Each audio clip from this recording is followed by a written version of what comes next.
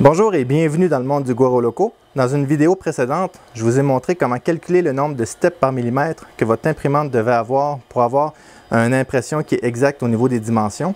Maintenant, je vais vous montrer comment les configurer dans votre imprimante. On va le faire sur la Tevo Tornado. Ce que je vous montre là fonctionne pour le firmware Marlin, qui est sur la plupart des imprimantes, et aussi les imprimantes cartésiennes seulement. Les Delta, c'est une autre façon de fonctionner. Peut-être dans une vidéo future, je montrerai ça. Alors, on va aller à l'imprimante, on va regarder comment configurer le nombre de steps par millimètre.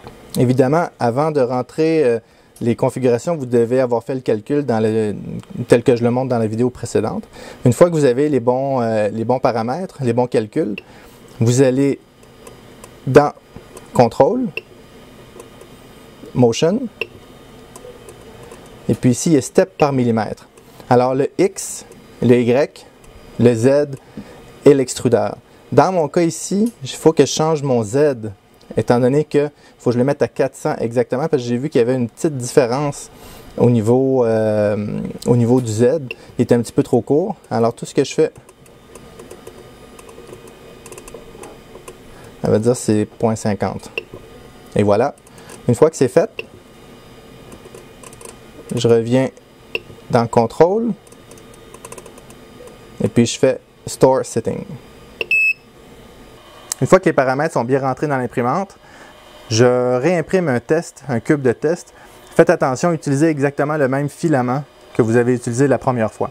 Même, je pourrais vous conseiller, lorsque vous faites vos calculs, imprimer plusieurs cubes avec plusieurs filaments. D'un coup, qu'il y aurait un filament qui serait porté à rapetisser ou quelque chose comme ça. Utilisez aussi du PLA.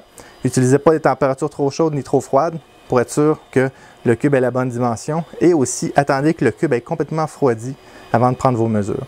Une fois que vous avez fait les changements, réimprimez un cube avec le même filament ou avec les mêmes filaments, refaites les calculs. Et s'il y a besoin d'ajustement, peut-être que vos calculs n'étaient pas exacts, ou bien il y a un petit quelque chose avec votre imprimante et vous devez l'ajuster manuellement. Avec ça, vous devriez avoir des paramètres qui sont excellents pour avoir des bonnes dimensions. Aussi, si vous imprimez des plus gros cubes, ça va être plus facile à calculer, étant donné qu'un petit cube, on va être dans, mettons, 0.06 ou 0.07. Le gros cube, si on a un cube qui est 4 fois plus gros, donc l'erreur va être 4 fois plus grosse, donc plus facile à calculer aussi. Alors, si vous avez aimé les vidéos, s'il vous plaît, mettez un like, abonnez-vous à la chaîne et à bientôt.